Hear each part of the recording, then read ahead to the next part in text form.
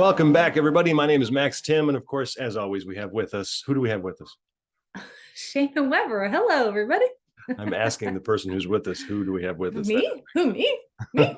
Who? Yeah, but you are now, you've been knighthood, right? You've been knighted at the medieval times. I did. I went to Medieval Times this weekend. If you don't know what that is, it's like this dinner show extravaganza, Game of Thronesy, like you have different knights and they joust and they battle and you eat with your hands. It's great fun. And each section has like their own knight and their own colors. And our knight won, blue knight, he won. It was kind of exciting to have your knight win. I got to go to one of those. Like there's one about an hour or so away from me here. I bet I'd like it, but you got to go with the right people because I'm not going by myself. That would be weird. Yeah, that's weird. I mean, I took my 5-year-old and some of his friends, and it was my 5-year-old was like, he's almost 6. How dare I say 5? He's almost 6. He was so excited about the battles when they got out different swords and were like bashing at each other. And it's kind of funny too, because they joust and then, they obviously don't get knocked off their horse. So they kind of like leap off their horse and do a dramatic roll. It's kind of like delayed choreographed fighting. Okay. It's awesome still, but if you know that, it's just really funny. It's not like jousting in House of the Dragon. No. Oh my God. Can you imagine? That was pretty epic. I was trying to think of that while I was there. I was like, wow, would I be this like excited if I knew they were really fighting to the death? Yeah, I don't know. Maybe. I guess I'd be more concerned. Yeah. My top headline is that I had a Little Debbie chocolate cake today. That is exciting. Everybody. Huge headline right here. Max ate a Little Debbie. I haven't had one in probably 20 plus years. I think of them as Hostess cupcakes, but I don't know if Hostess is even around anymore. So it's the Little Debbie, whatever. It's the same exact thing. And it was absolutely wonderful. It was fantastic. Everything fake and artificial, but it was just fantastic. Just thought I'd share that. I mean, I think everyone's staying tuned now after that. Yeah, right. I think we should go on to less important news. Our top headline of the week. We're kind of continuing a topic of discussion here. So our top headline this week is HBO Max's animation cancellation. See what I did there? Yeah. Hey. I made it my own. So the story is that HBO Max has dramatically cut, I think at this point it's 40 different shows from their roster, and including 200 episodes of Sesame Street, which is making not only animators angry because their shows are just being wiped from the channel, but it's also angering parents and people who are invested in these shows. There was a mention in one of these articles that we'll share, Tech Advisor, Pace Magazine, and then thegamer.com, that they're not even continuing the licensing for Harry Potter, which I think there's a whole other story there. Like they just kind of zipped through that little sentence. I'm like, hold on, what? Warner Brothers Discovery is trying to wipe $50 billion worth of debt off of their books. So that's why they're doing all of this. But a big part of these articles, especially the one from Tech Advisor, was saying the creatives are just so angry because the way they learned that their shows were canceled and then wiped, like we're not just canceled, but we'll keep the past shows on the streamer, gone. Like they're removing them. They found out just through social media. It was just whatever the press release was. I mean, it's nuts. It's crazy. I know, just like gone. It was like off, like gone. Yeah. The other thing that was interesting from the Paste Magazine article, I was going to say paper, and then I was like, that's right. From the Paste Magazine article is like, let's not forget that during the pandemic, when we were all stuck at home, animation saved us. Totally. That's what I actually highlighted that here. It said, I'll just read a little bit here. The dissonance between how the entertainment industry relied on animation during quarantine in 2020 and the way it's treated today is astonishing. Animation was running the industry gamut during the COVID lockdown, as it was the only form of entertainment being produced, commissioned, and released. As families across the world were stuck at home, new shows kept dropping to entertain and power them through the year. And it's a really well-written article, all three of these that we can share for you. But it's true. And then on top of that, it didn't really dawn on me, Warner Brothers. I mean, they were virtually, not actually, but virtually founded on animation. Like Looney Tunes is everybody knows Looney Tunes. And what it is, it's from Tech Advisor saying, growing up, the cartoon adventures of Bugs Bunny and Daffy Duck were regularly on my watch list. Staple characters, Looney Tunes, which helped become the bedrock of Warner. Those making these cuts in this merger have either forgotten or simply don't care how vital animation was in growing the company to what it is now. And that's a bleak thought indeed. San Bernardino. Of course you realize this means war. Talk about a shift, but they could have painted this in a better way. Like they really could have, instead of just, we have to wipe 50 billion. It's just a capitalistic approach to the whole thing. And just be respectful and courteous Totally. to creators who spend hundreds of thousands of hours creating these projects to just be wiped away as if they were never there, which is sad. It is. It's really sad. I mean, we could So get your act together. Get your act together. And I don't even know if there's a lesson we need to be teaching here from reading these articles. For screenwriters, here's what you can learn, like a PSA or something. It's just being aware of what's going on in the industry, and the fact that nothing's being purchased right now. This time of year is slow anyway, in terms of summer, end of the, or beginning of the school year, and blah, blah, blah. But this is just making it worse because everybody else is seeing this. But if I were Disney, I would be like, let's own the animation. Nobody else is going to have animation then, Well, that's what they're also saying in these articles too, is how is that going to really backfire on them? Because I think families especially, or people who love animation, are going to think twice about their HBO Max subscription or whatever it turns into. It's like you go, well, okay, I'm gonna, in the age where you like do 1 month here, 1 month there, jump around.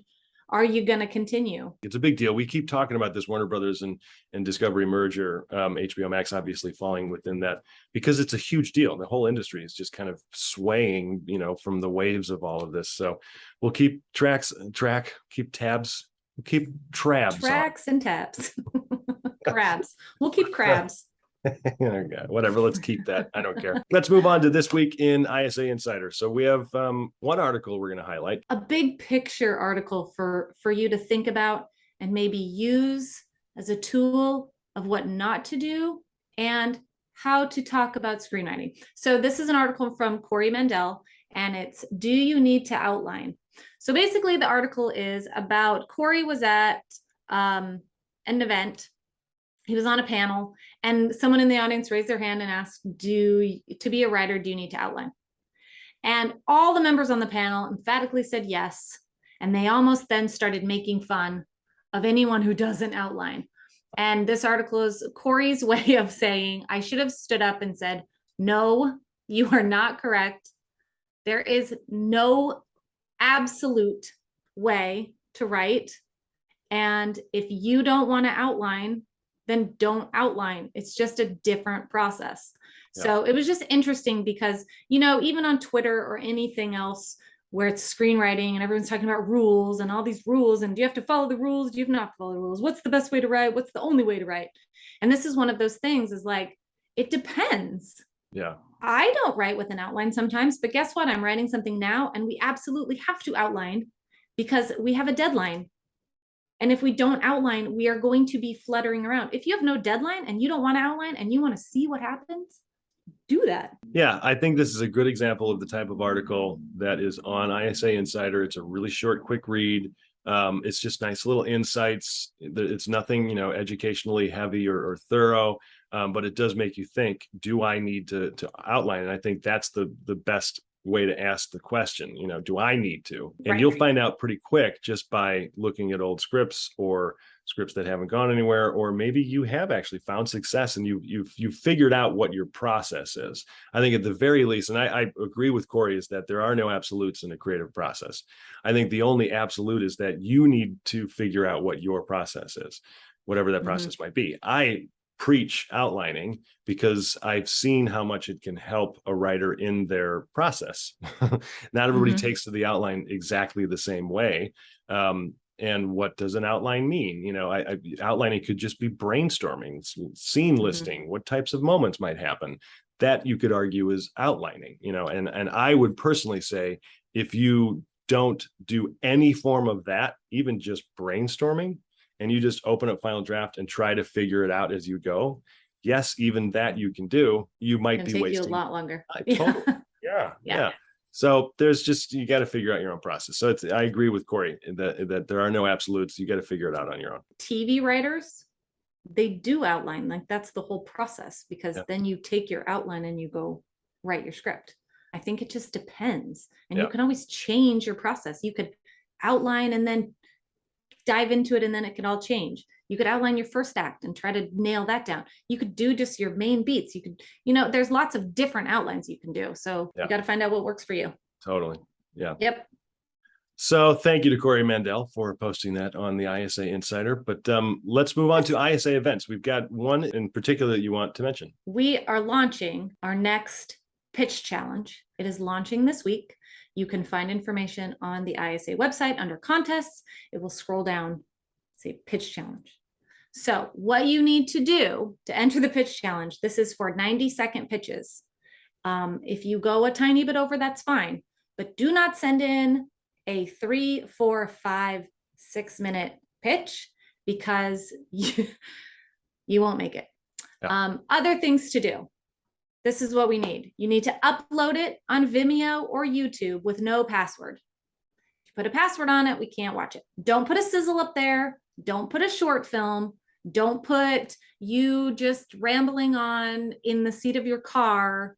Try to make it look nice. Try to take a little time to get a background. It doesn't have to be professional, but maybe not do it in your car with your iPhone where you can hear all the noises outside. Try to take a moment. If you're going to do it, give a little, right? Yeah. The better chance of being taken seriously. Mm-hmm. If you need help with this, I do offer pitch practice, which is a service on ISA. So you can check that out too. And I do 90-second pitches. We do 7-minute pitches, 12-minute pitches, wherever you're at in the process. So check all that out on the website, but make sure that you are looking out for the pitch challenge. It is going to launch this week, and we will do those pitch challenges in November during our fast track week. We will do an event where we have industry pros who come on and listen to the winning pitches and give their feedback, and sometimes ask for meetings or material. I love it. My little tip for everybody who is going to pitch in a 90-second time frame, even in a longer form, would be to don't just start in a linear process as if here's the beginning of the story, here's the middle, here's the end. Even in 90 seconds, you can technically do that in 90 seconds. But if the person or people listening, taking your pitch, have no frame of reference to what your overall concept is, they're going to be lost within 12 seconds, because you're going to be hitting there's this character that goes this, and you're going to be trying to speed up. So I would give the presentation of what your hook is. And every project has some form of a hook. Some might be smaller than others. A hook is basically just what that middle recurring moment is within your story. This is the type of thing we're going to be seeing overall. Hit that first, and then you can get into a little bit of what the linear process might be. That at least gets everybody on the same page. I think that from me listening to pitches over and over in practice, I always think of it as your listener is in a white room, completely empty, and you are building a story in their brain piece by piece. If that starts with character or starts with some good hook moment that they can build off of and stay in, versus going out here being confused and then you have nothing to build. It's like building blocks for the listener. Right. So the more clear you are, the more you can hook somebody right away with whatever it is in your story that's the most exciting aspect or the thing, that you're this is why this story is awesome. Yeah. Make sure you say that. Awesome. Well, good luck to everybody, break a leg, who is brave enough to do that. It is not easy to do that. But you should try. And I believe it's free to submit, isn't it? Yes. Yeah. Come on. I know, It doesn't mean, kind of like what you were saying, it doesn't mean just because it's free, you shouldn't take it seriously. You should take it seriously. A lot of huge opportunities have come out of the pitch challenge, major success stories. All right, let's move on to what we're watching. I forgot to watch what you watched. I've only watched what I watched. So I watched episode 2 of House of the Dragon. Is it House of Dragons or House of the Dragon? House of the Dragon? I think it's House of the Dragon. Whatever it is. I watched the second episode and I loved it way more than I liked the pilot.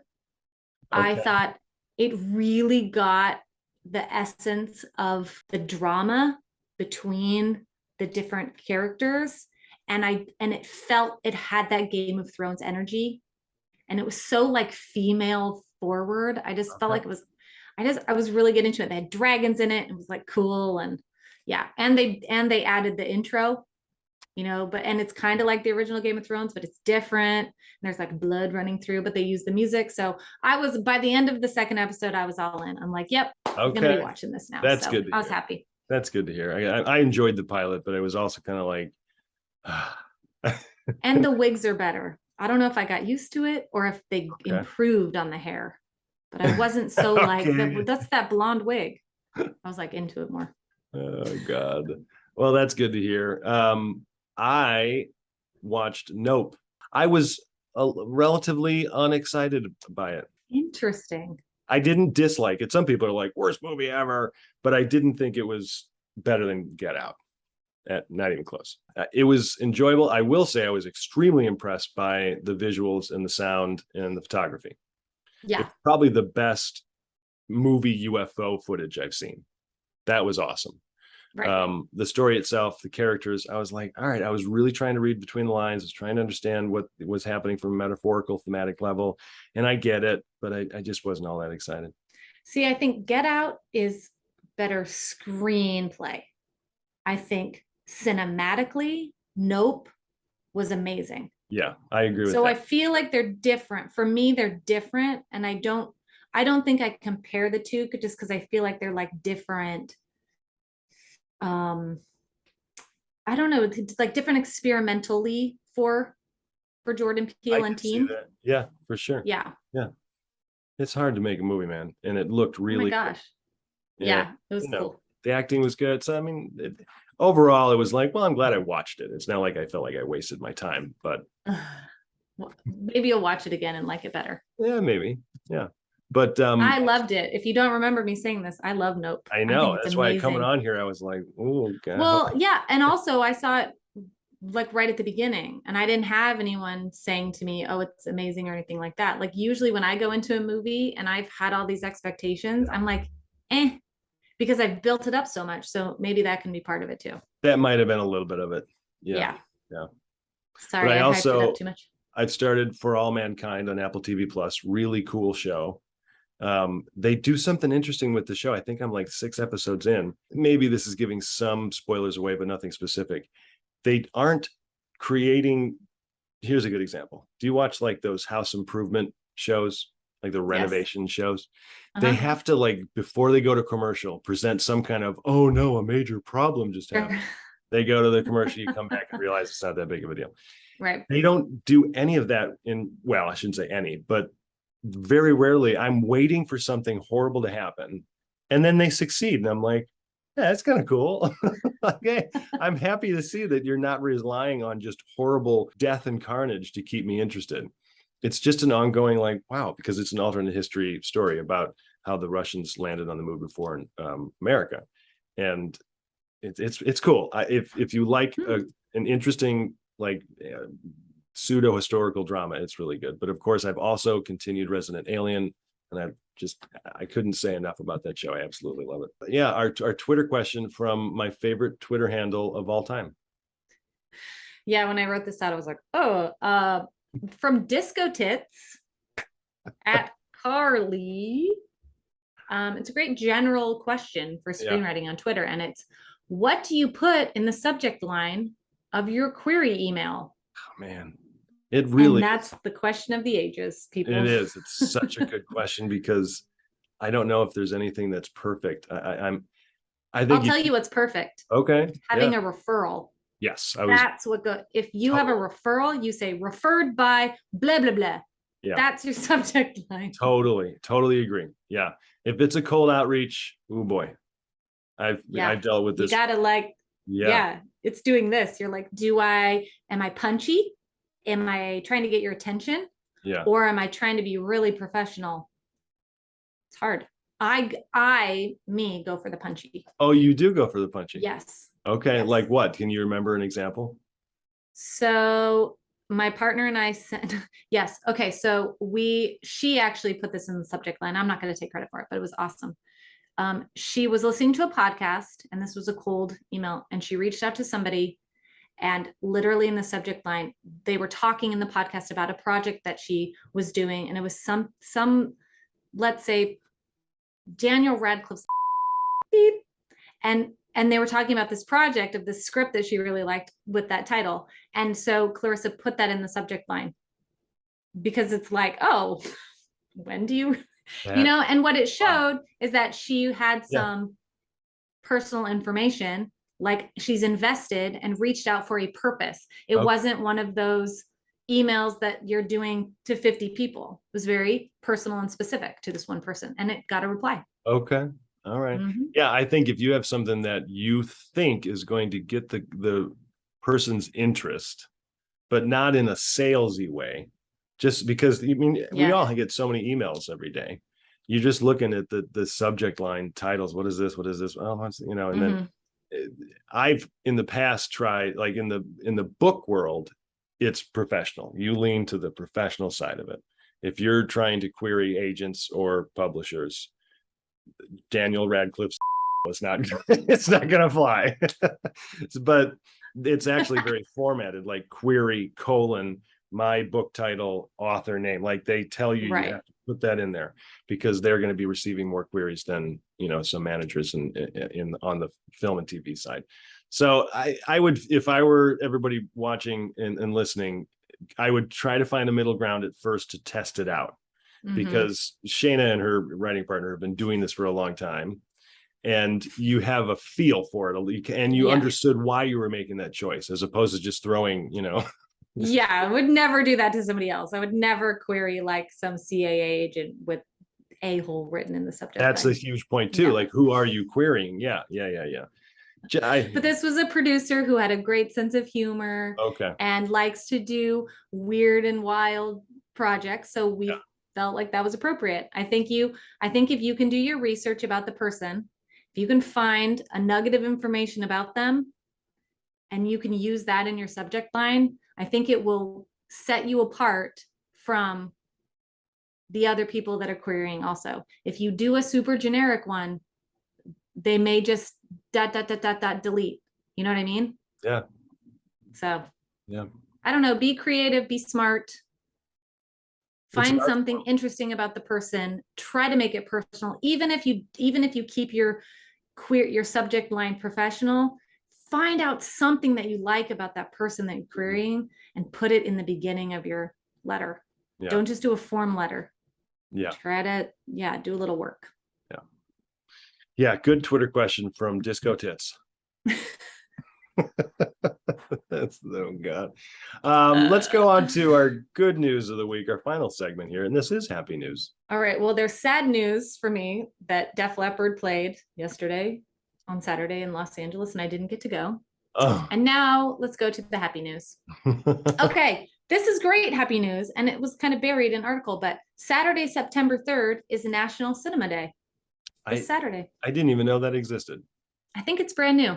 Oh, well, there you go. At more than 3,000 theaters across the U.S., comprising of 30,000 or so participating screens. For reference, there are about 40,700 theater screens in the country. So it's a good amount of theaters that are going to give deals on Saturday. So if you want to go see a movie, Saturday's the day. And I'm sure they're going to be doing lots of fun things. Yeah, I think it's very cool that they're all agreeing to do that. It's not easy to get theater chains to agree to do anything.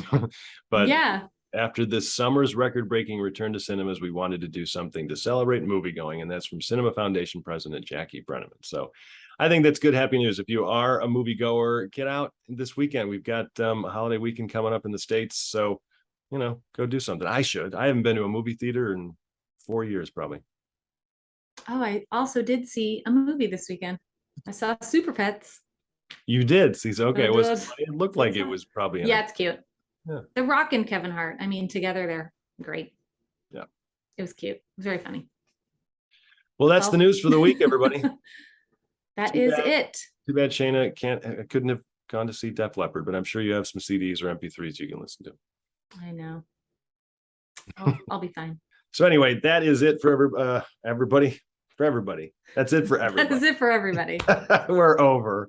No, that's our new show for the week, everyone. And thank you for watching as always. Shayna, have a fun week. Thanks. Put some comments on our YouTube. Yeah. Tell us what you want to hear about, what you're liking, what you're watching, all of that. Please do. All right. All right. Thanks, everybody.